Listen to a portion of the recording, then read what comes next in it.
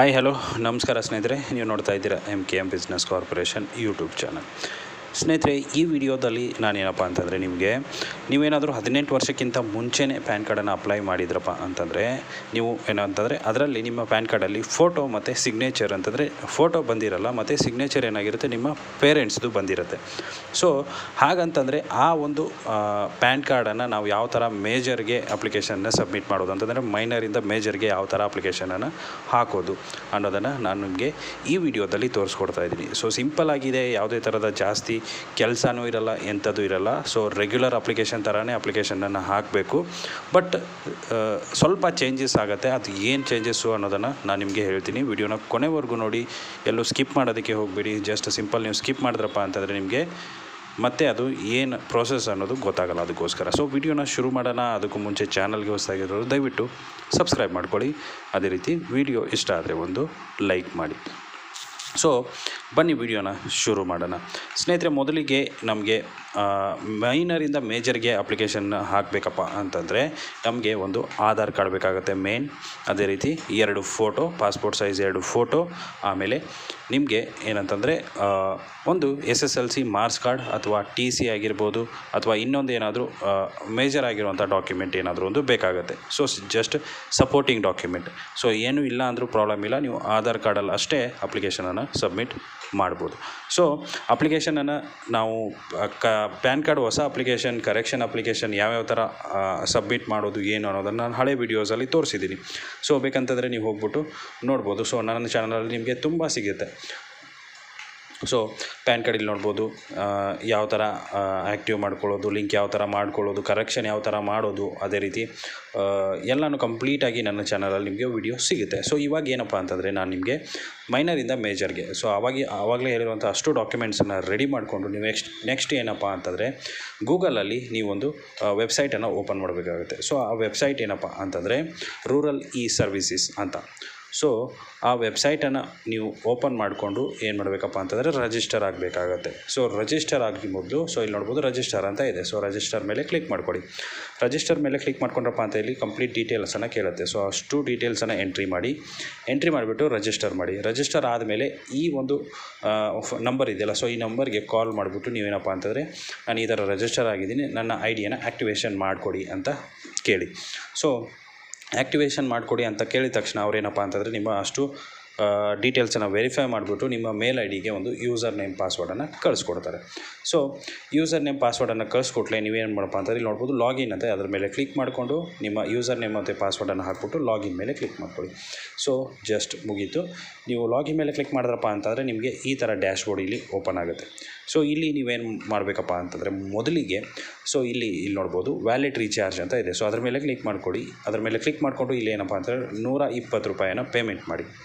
So 120 ರೂಪಾಯಿನ payment ಮಾಡಿ. ಈ QR ಕೋಡನ್ನು ಸ್ಕ್ಯಾನ್ ಮಾಡ್ಕೊಂಡು 120 ರೂಪಾಯಿ ಪೇಮೆಂಟ್ ಮಾಡಿ. ಫೋನ್ಪೇ, ಗೂಗಲ್ ಪೇ ಆಗಿರ್ಬೋದು, ಯಾವುದರಿಂದನಾದರೂ. ಅದಾದ ಮೇಲೆ ಇಲ್ಲಿ ನೋಡ್ಬೋದು UTR ನಂಬರ್ ಅಂತ ಕೇಳುತ್ತಲ್ಲ, ಸೊ ಆ UTR ನಂಬರ್ ಅಲ್ಲಿ ಬಂದಿರುತ್ತೆ ನಿಮಗೆ. ಸೊ ಪೇಮೆಂಟ್ ಮಾಡಿದ ತಕ್ಷಣ ಸೊ ಅದನ್ನು ಏನು ಮಾಡಿ ಇಲ್ಲಿ ಹಾಕ್ಬಿಟ್ಟು ವೆರಿಫೈ ಮೇಲೆ ಕ್ಲಿಕ್ ಮಾಡಿ. ಅದು ಆಟೋಮೆಟಿಕಲಿ ಪೇಮೆಂಟ್ ಏನಾಗುತ್ತೆ ನಿಮ್ಮ ವ್ಯಾಲೆಟ್ಗೆ ಆ್ಯಡ್ ಆಗುತ್ತೆ. ಸೊ ಇವಾಗ ನೆಕ್ಸ್ಟ್ ಏನು ಮಾಡಬೇಕಪ್ಪ ಅಂತಂದರೆ ಇಲ್ಲಿ ನೋಡ್ಬೋದು ಪ್ಯಾನ್ ಕಾರ್ಡ್ ಅಂತ ಇದೆ. ಅದರ ಮೇಲೆ ಕ್ಲಿಕ್ ಮಾಡಿಕೊಂಡು ಕರೆಕ್ಷನ್ ಆರ್ ರೀಪ್ರಿಂಟ್ ಮೇಲೆ ಕ್ಲಿಕ್ ಮಾಡಿ.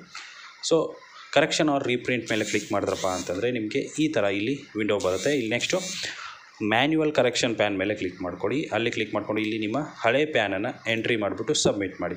ಸಬ್ಮಿಟ್ ಮಾಡಿದ್ರಪ್ಪ ಅಂತಂದರೆ ನಿಮಗೆ ಇಲ್ಲಿ ಡೀಟೇಲ್ಸ್ ಆಗಿ ಓಪನ್ ಆಗುತ್ತೆ ಎಲ್ಲನೂ ಕಂಪ್ಲೀಟಾಗಿ. ಸೊ ಇವಾಗ ಏನಪ್ಪ ಅಂತಂದರೆ ಇಲ್ಲಿ ಕೇಳುವಂಥ ಅಷ್ಟು ಡೀಟೇಲ್ಸನ್ನು ಫಿಲ್ ಮಾಡಿ.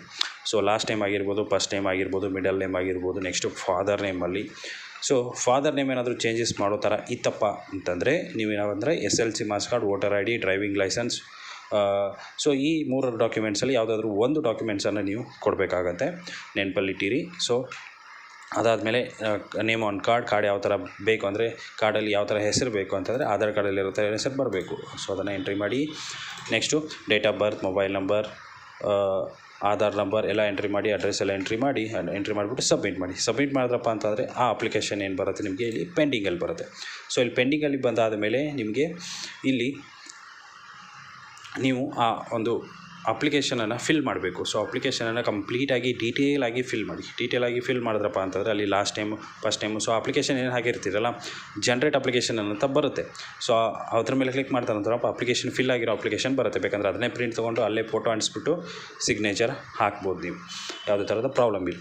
ಸೊ ಅದನ್ನು ಆದ ಮೇಲೆ ಅದನ್ನು ಸ್ಕ್ಯಾನ್ ಮಾಡಿಕೊಂಡು ಏನು ಮಾಡಬೇಕಾಗತ್ತೆ, ನೀವು ಇಲ್ಲಿ ಅಪ್ಲೋಡ್ ಮಾಡಬೇಕಾಗತ್ತೆ. ಸೊ ಇಲ್ಲಿ ಪೆಂಡಿಂಗಲ್ಲಿ ಬಂದಿರುತ್ತೆ, ಇಲ್ಲಿ ಅಪ್ಲೋಡ್ ಅಂತ ನಿಮಗೆ ಒಂದು ಬಟನ್ ಬರುತ್ತೆ ಆ್ಯಕ್ಚುಲಿ. ಸೊ ಅದು ನಿಮಗೆ ಇಲ್ಲಿ ತೋರಿಸುತ್ತೆ, ನಿಮಗೆ ಪೆಂಡಿಂಗಲ್ಲಿ ಬಂದ ಕೂಡಲೇ ಅದು ತೋರಿಸುತ್ತೆ ಅಪ್ಲೋಡ್ ಅಂತ. ಸೊ ಅಪ್ಲೋಡ್ ಮೇಲೆ ಕ್ಲಿಕ್ ಮಾಡಿದ್ರಪ್ಪ ಅಂತಂದರೆ ಚೂಸ್ ಫೈಲ್ ಮೇಲೆ ಬನ್ನಿ. ಚೂಸ್ ಫೈಲ್ ಮೇಲೆ ಬಂದುಬಿಟ್ಟು ಆ PDF ಫೈಲ್ ಏನಿರುತ್ತಲ್ಲ ಅದನ್ನು ಸ್ಕ್ಯಾನ್ ಮಾಡ್ಕೊಂಡಿರ್ತೀರ. ಸೊ ಅಷ್ಟೂ ಇಲ್ಲಿ ಅಪ್ಲೋಡ್ ಮಾಡಿ.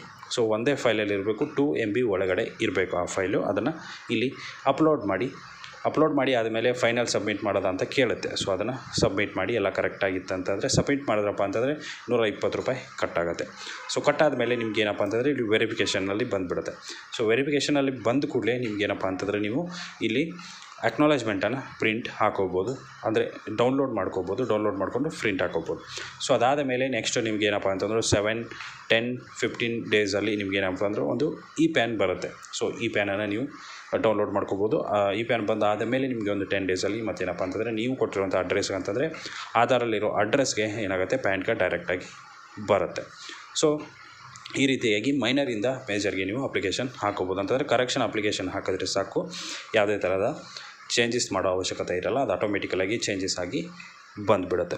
ಸೊ ಈ ರೀತಿಯಾಗಿ ನೀವೇನಪ್ಪ ಅಂತಂದರೆ ಈ ಒಂದು ಪ್ಲ್ಯಾಟ್ಫಾರ್ಮಲ್ಲಿ ಅಪ್ಲಿಕೇಶನನ್ನು ಸಬ್ಮಿಟ್ ಮಾಡ್ಬೋದು. ಸೊ ಇದು ಸಿಂಪಲ್. ಬಟ್ ಇನ್ನೊಂದು ಏನಪ್ಪ ಅಂತಂದರೆ ನೀವು NSDL ಅಲ್ಲಿ ಕೂಡ ಅಪ್ಲಿಕೇಶನನ್ನು ಹಾಕ್ಬೋದು. ಸೊ NSDL PAN ಅಪ್ಲಿಕೇಶನ್ ಅಂತ ಸರ್ಚ್ ಮಾಡಿ. ಸರ್ಚ್ ಮಾಡಿದ್ರಪ್ಪ ಅಂತಂದರೆ ಅಲ್ಲಿ ನಿಮಗೆ ಏನಾಗುತ್ತೆ, ಅಪ್ಲಿಕೇಶನ್ಸ್ ಓಪನ್ ಆಗುತ್ತೆ. ಇಲ್ಲಿ ನೋಡ್ಬೋದು online PAN application NSDL. So ಅದ್ರ ಮೇಲೆ ಕ್ಲಿಕ್ ಮಾಡಿಕೊಡಿ. ಅದ್ರ ಮೇಲೆ ಕ್ಲಿಕ್ ಮಾಡ್ಕೊಂಡ್ರಪ್ಪ ಅಂತಂದರೆ ನಿಮಗೆ ಏನಾಗುತ್ತೆ, ಇಲ್ಲಿ ಕೆಳಗಡೆ ಅಪ್ಲಿಕೇಶನ್ಸ್ ಎಲ್ಲ ಓಪನ್ ಆಗುತ್ತೆ. ಇಲ್ಲಿ ನೋಡ್ಬೋದು home, reprint of PAN, download PAN, ಅದೇ ರೀತಿ know your PAN application. So ಇಷ್ಟೆಲ್ಲ ಬರುತ್ತೆ. ಇಲ್ಲಿ ನೀವೇನಪ್ಪ ಅಂತಂದರೆ ಅಪ್ಲೈ ಆನ್ಲೈನ್ ಅಂತ ಇದೆ. ಸೊ ಇಲ್ಲಿ ಅಪ್ಲಿಕೇಶನ್ ಟೈಪ್ ಇದೆ. So new PAN change of correction. So change of correction ಮೇಲೆ ಕ್ಲಿಕ್ ಮಾಡಿಕೊಂಡು ಇಲ್ಲಿ ಕ್ಯಾಟಗರಿ ಇಂಡಿವಿಜುವಲನ್ನು ಸೆಲೆಕ್ಟ್ ಮಾಡಿಕೊಂಡು ಇಲ್ಲಿ ಟೈಟಲ್ ಶ್ರೀಮತಿ ಯಾವುದಿದೆ ಅದನ್ನು ಸೆಲೆಕ್ಟ್ ಮಾಡಿಕೊಂಡು ನೆಕ್ಸ್ಟ್ ಇಲ್ಲಿ ಲಾಸ್ಟ್ ಟೈಮ್ ಫಸ್ಟ್ ಟೈಮ್ ಎಲ್ಲನೂ ಸೆಲೆಕ್ಟ್ ಮಾಡಿಕೊಂಡು ಕಂಪ್ಲೀಟಾಗಿ ಡೀಟೇಲ್ ಮಾಡಿ ಅದಾದ ಮೇಲೆ ಐ ಆಮ್ ನಾಟ್ ರೋಬೋಟ್ ಮೇಲೆ ಕ್ಲಿಕ್ ಮಾಡಿಕೊಂಡು ಸಬ್ಮಿಟ್ ಮಾಡಿ. ಸಬ್ಮಿಟ್ ಮಾಡಿದ್ರಪ್ಪ ಅಂತಂದರೆ ಟೋಕನ್ ನಂಬರ್ ಬರುತ್ತೆ. ಟೋಕನ್ ನಂಬರ್ ಬಂದ ಕೂಡಲೇ ಅದನ್ನು ನೀವು ಸೇಮ್ ಅಪ್ಲಿಕೇಶನ್ ಪ್ರೋಸೆಸ್ಸನ್ನು ನೀವು ಫಾಲೋ ಮಾಡ್ಬೋದು. ಸೊ ಇಷ್ಟು ಸ್ನೇಹಿತರೆ ಇವತ್ತಿನ ವಿಡಿಯೋ ಇಷ್ಟ ಆಗಿದ್ದರೆ ಲೈಕ್ ಮಾಡಿ, ಶೇರ್ ಮಾಡಿ, ಸಬ್ಸ್ಕ್ರೈಬ್ ಮಾಡೋದನ್ನು ಮರಿಬೇಡಿ. Thank you.